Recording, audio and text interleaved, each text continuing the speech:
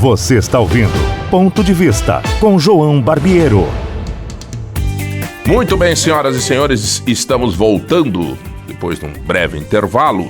Conversamos aí no primeiro momento com o presidente da FIEP, né, que essa semana recebeu na FIEP o vice-presidente da República, Geraldo Alckmin, junto com toda, né, com toda a força nacional, né?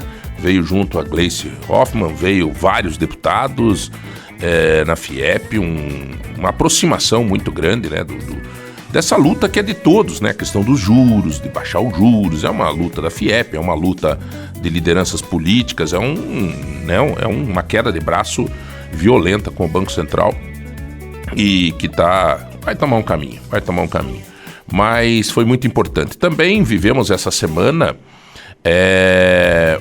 o lançamento do Plano Safra, né? Que aliás, eu gostei de uma coisa que a Gleice comentou, que o Lula foi além do discurso em se tratando do Plano Safra, né? Porque foram quase 25 bilhões a mais do que o ano passado no investimento no Plano Safra. O Plano Safra, como disse o meu amigo Gustavo Ribas, presidente do Sindicato Rural lá dos Campos Gerais, ele disse, olha, o Plano Safra é a nossa vida, rapaz, é uma injeção de ânimo, de dinheiro, né? E na prática, não adianta você fazer discurso, como eu comentei numa ocasião no Moacir Fadel, né? Todo mundo discursava que tem que qualificar os professores, que tem que não sei o quê, O Moacir foi lá e deu 40% de aumento na época que era prefeito para os professores, porque claro que tem que qualificar, mas a hora que ele está em sala de aula, ele está preocupado para ver se o armário dele tem a comida para dar para os filhos, para dar uma estrutura boa, para conseguir sobreviver bem, ter qualidade de vida, ter dignidade, né? Isso é a prática, é fazer acontecer de verdade. Porque de discurso e lero-lero é fácil, né? Eu posso vir aqui fazer mas na prática, vamos lá, posso vir aqui dizer olha, já temos que praticar esporte, temos que cuidar da saúde, temos que não sei o que, mas daí você não vai pra academia, não tem atitude, não adianta. E assim é em tudo, né?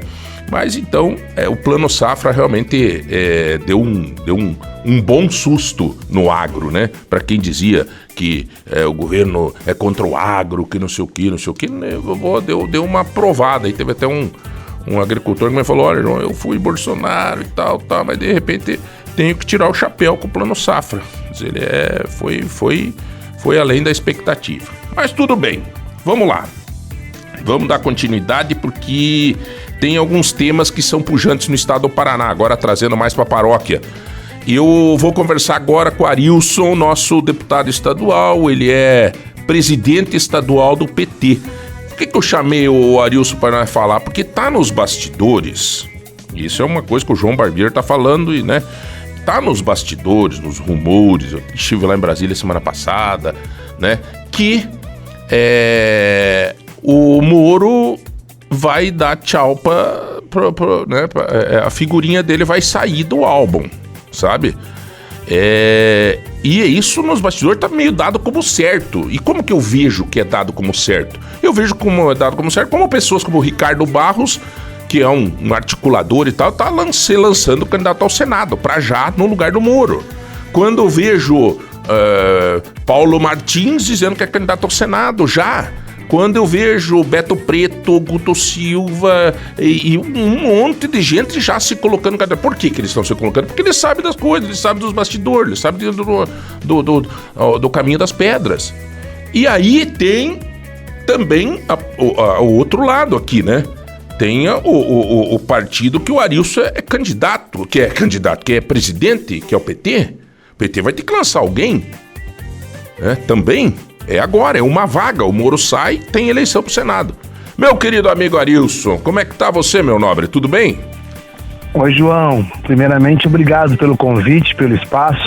Estamos bem, trabalhando bastante, correndo o estado bastante, defendendo o povo na Assembleia. Eu fico feliz de estar aqui com você hoje, batendo esse papo, para falar um pouquinho de política, das coisas importantes aí do estado.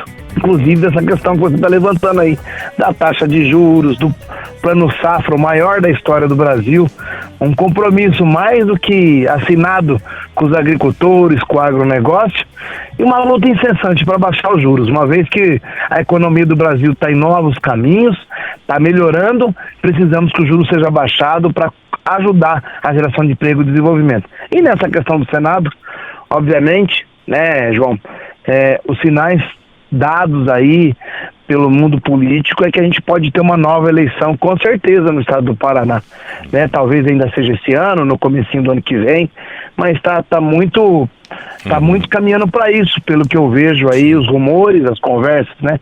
E claro que o PT vai ter candidato, isso eu não tenho dúvida. Ou melhor, na minha avaliação tem que ter uma candidata. O nome é Gleisi Hoffmann, presidenta nacional do partido, deputada federal mais votada e a pessoa com uma história de luta muito grande. A Gleisi lutou contra a deposição da Dilma, a Gleisi encabeçou a injusta prisão do Lula fazendo a defesa, estando literalmente aqui em Curitiba defendendo, né, o Lula, né, todo esse processo. A Gleisi foi a principal oposição ao governo Bolsonaro, né? E também, obviamente, foi a condutora da campanha do presidente Lula. Mas mais do que isso, a Gleisi conhece o Paraná como a palma da sua mão, é muito preparada, é benquista pelo povo paranaense e, na minha avaliação, é a melhor candidata que o PT pode ter. Claro, o PT pode apresentar outros nomes, a gente tem uma discussão prévia no partido com respeito aos outros que postulam o cargo, mas na minha opinião a Gleisi, nesse momento, é o nome indicado, mais indicado para fazer essa disputa, caso ela ocorra. O presidente, é meio natural isso, né? A gente que trabalha nos bastidores da política, na comunicação e tal, a gente tem conversado, né? É uma coisa meio natural ser a Gleisi, né? Com certeza, né? Veja bem, João, a pessoa que se dedicou como ela se dedicou, teve firmeza nas horas tristes, nas horas ruins, encarou o problema de frente e tem uma proposta para o Paraná coesa. A Gleisi é uma proposta coesa para o Paraná. A Gleisi é contra o pedágio caro e abusivo. A Gleisi se posiciona firme contra a venda da Copel. A Gleisi não é a favor da privatização do porto. A Gleisi entende que a gente tem mas tem que ter um diálogo mais aberto, dar a mão com o governo do presidente Lula, e ninguém mais indicado para pegar na mão do presidente Lula para cuidar do Paraná do que a Gleisi. Ou alguém tem dúvida que vai faltar proximidade? Muito pelo contrário, vai ser uma relação íntima do governo federal com o estado do Paraná. Por isso a Gleisi é disparada, na minha opinião, o melhor nome para ser senadora do Paraná, caso ocorra eleição. Presidente nacional do PT, né? Tem tudo isso, justamente, né? Já Também, foi senadora, né? Conhece o Senado, justamente. Já foi senadora, conhece o Senado, foi ministra da Casa Civil, né? E é presidente nacional do PT e é a pessoa de confiança do Lula. A gente não pode esquecer, né, que desde a deposição da Dilma, a Gleisi é a pessoa que mais dias caminhou junto com o Lula até agora. Então, precisamos que o Paraná tenha, de fato, uma relação íntima com o governo federal. Não só institucional, já tem institucional, porque o Lula é um grande estadista. Nós precisamos de uma relação em que o Paraná seja prioridade. E que as mazelas que a gente está vendo que estão acontecendo, como a questão da Copel, do pedágio que não volte caro, claro que a gente precisa que o pedágio volte, mas numa tarifa baixa, a Gleisi tem condição de apaziguar isso tudo e fazer isso acontecer.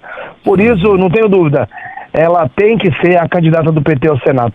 Com respeito, volto a falar, com respeito a outros nomes que possam postular a vaga. Eu sou presidente do partido, né, tenho uma relação com todos do partido, respeito cada um e cada um, mas eu não posso negar a minha preferência no nome da Gleisi. Bom, o presidente, vamos lá, vamos dar sequência, saindo um pouco dessa seara da política, até eu entendo que é natural isso, eu até abordo esse tema por abordar, porque a gente fala, até com gente que não tem essa vivência de política, né? Você fala, quem que tem... sabe, o cara já fala, não, mas é a Gleisi, né? É a Gleisi, né? Tipo, é meio natural. Mas, enfim, vamos lá. Do outro lado, claro, vai ter uma discussão grande dentro do governo, do Estado. Acho que o Ratinho também, se tiver e ele tem, né, habilidade política, acho que é interessante para o Ratinho ter lá na frente a Gleisi não estar disputando o Senado com ele. Qual é a forma da Gleisi não disputar o Senado com ele lá na frente? Ela ser senadora já. Então, sei lá, bom... Mas isso é um assunto para, de repente, conversar com o próprio governador. Nós vamos estar entrevistando ele na semana que vem, no sábado que vem. O Arilson, me diz uma coisa, como é que está essa questão da Copel, cara? Eu tenho visto que você tem insistido nesse tema, assim, de uma forma vibrante, né? A tal ponto que a Copel parece que entrou com uma representação contra você, né? Duas interpelações judiciais já seguidas, né? E entrou com uma e agora refez. Ela colocou outro ponto. Inclusive, essa semana a Assembleia se manifestou contrária. A Assembleia acionou a Procuradoria para me defender, porque estou usando a imunidade parlamentar, estou fazendo as denúncias da tribuna da Assembleia. Não cabe violência política e processo a um deputado que está se manifestando. Eu, além de me manifestar, João, eu fiz requerimentos, eu pedi informações, eu cobrei da Copel explicações sobre a possível não informação fidedigna dos números do balanço, sobre a compra de ações pelo diretor-geral, pelo diretor financeiro da Copel, sobre contratos sem licitação, contratos feitos aí com dispensa de licitação no valor de 28 milhões de reais. Em um desses contratos, a filha da conselheira de administração da Copel, na época, que presidiu o conselho da minoria, indicou o escritório do filho por 4 milhões de reais. São denúncias graves, né, que eu estou fazendo. Estou cobrando formalmente e a Copel achou no direito de me acionar juridicamente, mas eu estou com a verdade, eu quero que eles provem que eu esteja errado. O que eu estou fazendo, eu preciso de respostas, não de processo. Eles que vão lá e respondem se eu estou errado ou não.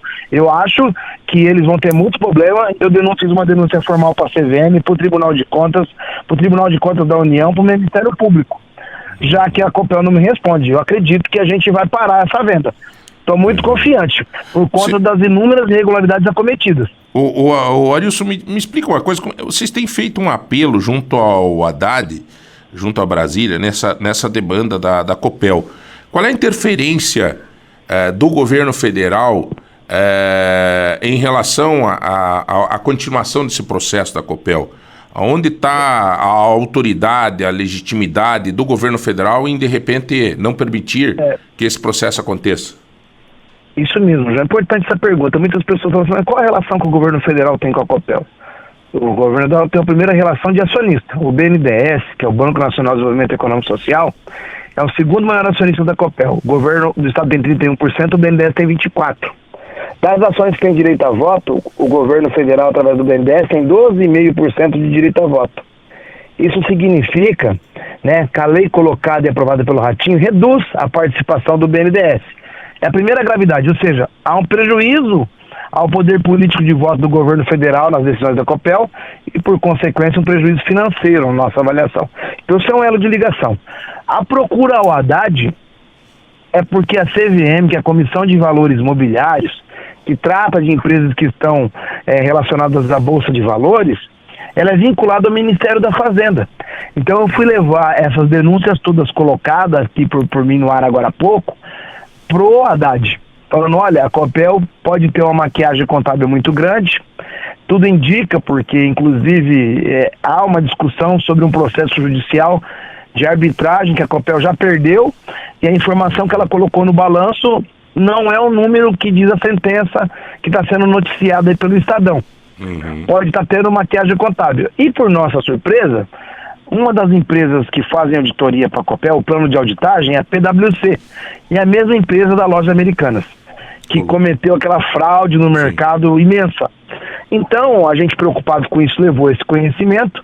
Levamos também a questão do diretor financeiro da Copel estar comprando ação. Ou seja, o cara tem informação privilegiada, não poderia, pode até ser legal, mas é imoral estar comprando aí. Tem 900 mil reais em ações nos 2 últimos anos. Não é qualquer coisa. Sim. Então, assim, a gente está denunciando isso. Também denunciando a questão da conselheira ter aprovado e votado para contratar o filho por 4 milhões de reais sem licitação para o processo de privatização. Então, assim, tem várias denúncias sendo colocadas e elas têm que ser encaminhadas para a CVM, que é um órgão vinculado ao Ministério da Fazenda, onde o Haddad é o ministro. Por isso, essas duas relações de procura ao governo federal. Entendi. Ô Arilson, deixa eu te fazer uma provocada agora, porque o presidente Lula na campanha dizia o seguinte sobre o pedágio. Ele talvez teve uma infelicidade nisso, de dizer que passaram alguns números para ele que empolgaram ele a dizer que o pedágio ia ser 5 pila, tá? E agora jamais tem condição de chegar a um pedágio de 5 pila, pelo menos aqui no Paraná. Como é que está isso, Arilson? Como é que você vê hoje essa questão do pedágio? qual é o valor que a expectativa de chegar? Como é que está essa discussão? Você acha que nós estamos indo para um bom caminho? Olha, João, eu vou ser bem sincero com você. Do jeito que está hoje, nesse momento, não. Mas eu quero voltar um pouquinho e falar por que o Lula falou que o pedágio ia ser R$5. Quando a gente estava em campanha, o Lula falou que se não houvesse uma resolução para o pedágio do Paraná, ele ia tomar o anel de integração, que é composto por rodovias federais, e ia colocar só a manutenção nas 27 praças existentes. E o pedágio seria R$5, que ele só faria esse processo com o anel de integração anterior. Passado esse processo, o governo do Paraná entregou as rodovias estaduais para o governo federal, né? E a gente propôs várias mudanças no processo. Do dia 1º de janeiro que o Lula assumiu, o modelo do pedágio mudou bastante. Tem uma curva de aporte, que até 18%, né, não tem cobrança de outorga, a outorga encarece, né, o aporte encarece o preço da tarifa, né? Sim. A gente também colocou um contador de veículos, ou seja, identificado que passa mais carro do que o previsto, o pedágio diminui, né? Foram várias mudanças positivas, mas ainda não é o pedágio que o Paraná precisa. O pedágio divulgado pelo governo do estado no começo, em 2021, que seria 50% mais barato. Não vai acontecer isso do jeito que está lá hoje. O pedágio que a gente precisa é um pedágio barato, que caiba na bolsa do povo igual outros estados. Então o que a gente precisa fazer nesse momento? Fazer com que haja uma injeção de recurso público nas obras para baixar o valor do investimento. Por quê, João? O custo do pedágio, a quem está ouvindo a gente aí nos Campos Gerais, é o preço da obra mais o preço de manutenção, dividido pelo tempo e o número de veículos que passa praticamente. Essa é a regra básica. Se a gente consegue colocar dinheiro público nas obras, que elas não sejam cobradas do povo, a gente baixa a tarifa. Sim. Se não tiver também cobrança de aporte, baixa a tarifa. Então nós estamos na luta para que isso ocorra. Então, assim, o pedágio, do jeito que está a licitação agora, que se ela ocorresse hoje, ela seria muito próximo do valor que estava. Mas as interlocuções que a gente está fazendo e o movimento é para que ela baixe um pouco ainda. Na minha avaliação, João, a gente tem que ter um pedágio que não passe de R$10 a cada 100 quilômetros. Perfeito. Né? Fazendo o trecho por quilometragem, né? Não por praça. Vai ter praça que pode ser 12, tem praça que pode ser 7, na minha avaliação. Sim, fazer uma média. Não mais do que isso. Fazer uma média. Uma média que fique, que fique em R$10. Isso. O que está acontecendo hoje aqui?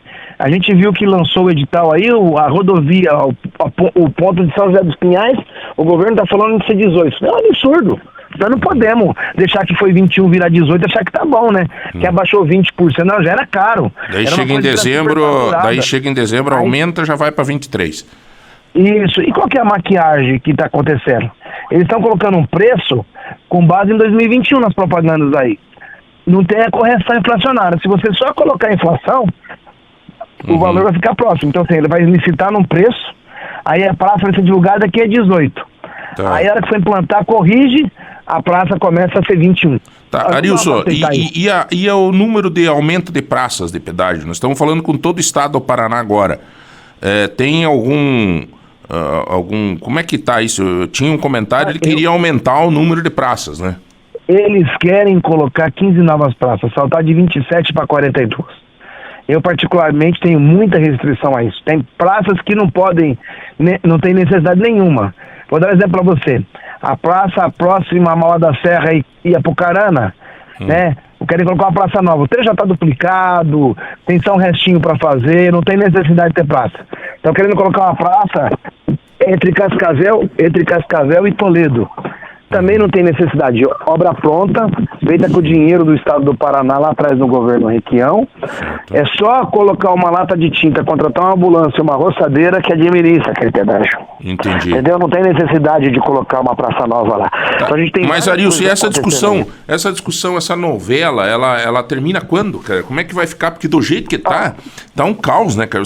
Eu tô falando mais aqui, por exemplo, nós estamos falando hoje particularmente, eu tô aqui na nossa sede, nos estúdios em Ponta Grossa, né?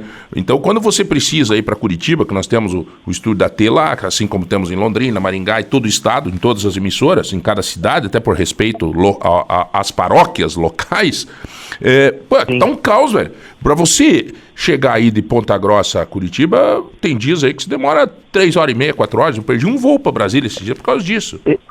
Até quando eu passo aí toda semana. Eu passo aí toda semana, que eu faço o trecho de Apucarana, Curitiba para Assembleia de carro. E também volto de carro, então passei por você, tá correto. Esses dias eu também fiquei 5 horas na estrada entre Curitiba e Ponta Grossa, e é uma vergonha. A gente precisa que os serviços que o pedágio fazia, que ficou a cargo do Estado do Paraná e do governo federal, executem de verdade, que a ambulância tenha, que o guincho tenha, que tenha sinalização. Na verdade, João, quando foi tomada a decisão de não abrir as cancelas do pedágio novamente e esperar, que eu fui contrário a isso, eu sempre falei que tinha que ter colocado uma solução intermediária, ter um pedaginho barato de manutenção, até decidir isso, para não perder o serviço. O Estado do Paraná, na figura do seu Sandro Alex, inclusive, disse que não, que o Estado ia manter o serviço, mesma coisa, com a mesma qualidade. O resultado está aí. Né? Não tem ambulância adequada, não tem guincho, não está tendo manutenção suficiente, o povo está pagando. Né? Eu espero, mas a gente não pode ficar achando que fez o edital amanhã, o pedágio vai estar resolvido o problema. Nós não podemos jogar os próximos 35 anos de contrato por conta dessa pressa. Né? Senão a gente paga caro daqui a 35 anos a troco da coisa ser imperfeita. Né? A pressa é inimiga da perfeição. Pois é. Então, assim, a solução é restabelecer o serviço e discutir o pedágio com calma. Arilson, nós estamos chegando ao finalzinho do nosso bate-papo. Eu quero mais uma vez agradecer. Sabe, Arilson, eu estava pensando aqui com os meus botões, a gente que gosta de política, gosta dos bastidores e tal. Se a Gleice não for candidata ao Senado, naturalmente deveria ser você. Opa, eu agradeço a deferência, João. Naturalmente. Mas... Se a Gleice não fosse candidata ao Senado, agora, né, com a possível decapitação aí do Moro, deveria ser você, cara. Uma coisa natural.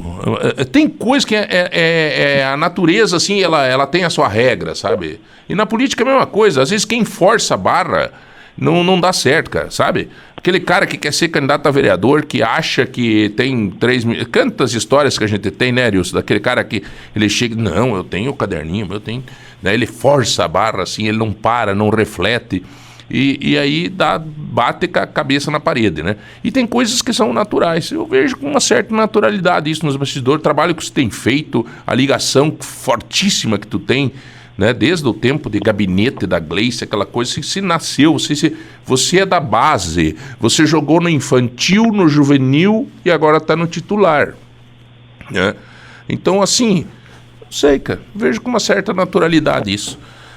Eu agradeço a tua percepção aí, João, e acho que, nunca tinha pensado nisso, né, mas, assim, a Gleice provavelmente deve ser a nossa candidata. De fato, assim, eu tenho uma relação muito próxima, a gente construiu essa política no Paraná juntos, né, eu tenho trabalhado bastante desde o começo, lá quando eu era assessor, que você me conhece há muito tempo. Graças a Deus a gente nutre uma boa amizade. E acho que você sabe, viu, João? Os momentos passados, o momento difícil, a luta, tudo isso é o que vai garantir, né, que caso tenha na eleição, a Gleice seja candidata, né? Você não muda uma história, né, por um momento, né? Muitas pessoas acham que o momento positivo é fruto que ela possa ser isso por causa do momento. Não, a Gleice tem uma história, uma trajetória de luta, de injustiça cometida contra ela, inclusive, e de defesa do Paraná, né? Não tem ninguém que defendeu tanto o Paraná, dos nomes colocados até agora aí, que é assim que a gente comentou aqui na rádio, que tem esse perfil. Então, né, a gente vai fazer, eu particularmente, obviamente fazendo aspas, né, eu presido o partido, eu não posso, né, cometer injustiça, nós temos bons candidatos dentro do partido, mas a minha preferência individual, do deputado Arilson, do filiado Arilson, é a Gleice Hoffmann, com certeza. Maravilha, Arilson. Olha, quando escrevi um livro chamado Morri pela Metade, Renasci por Inteiro. Até quem quiser comprar, tá nas livrarias Curitiba. Ou entre no meu Instagram, João Barbeiro Oficial, que eu mando o livro para quem tiver interesse. Um livro escrito na fé e na superação de um momento muito difícil que passei na minha vida. Morri pela metade e renasci por inteiro. Um dos capítulos, Arilson, diz assim, ele abre assim: na hora da coxa e sobrecoxa, todo mundo é amigo. Na hora do pé e do pescoço, só sobra você e a galinha. Tá bom? Rapaz, é mais ou menos por aí. Bom comparativo. Arilson, bom trabalho, tá? Do seu livro. Eu quero uma cópia do seu livro, tá? Maravilha, bom trabalho, viu? Oportunidade. Falou. Fica com Deus, querido. Um abração, parabéns pelo trabalho de informação a toda a região dos Campos Gerais e o Paraná. Tamo junto aí. Valeu, João. Valeu, um abraço. Olha, conversamos aí com o presidente estadual do PT, Agora nós vamos abrir essa discussão, né? Hoje conversamos com ele, semana que vem vamos conversar com... Em princípio está marcada a entrevista com o governador Ratinho, né? Com os possíveis pré-candidatos já ao Senado no lugar do Moro, né? Porque esse processo do Moro já está dando nos bastidores já como questão já encerrada, mas é isso que os bastidores dizem, né? Mas é óbvio que tem muita água para passar debaixo dessa ponte. Enfim, senhores, olha, o que eu posso desejar a vocês? Óbvio que é um extraordinário final de semana. Eu, meu amigo Rodrigão, que está aqui no comando da coordenação deste programa, desejar a vocês um final de semana com muita paz, com muita saúde, né? E na semana que vem nós estaremos de volta aqui na nossa Rede T de rádios, o orgulho do sul do Brasil, a maior rede de rádios do sul do Brasil é nossa, é paranaense. Um abraço e até sábado que vem. Você acabou de ouvir Ponto de Vista com João Barbiero, aqui na Rádio T.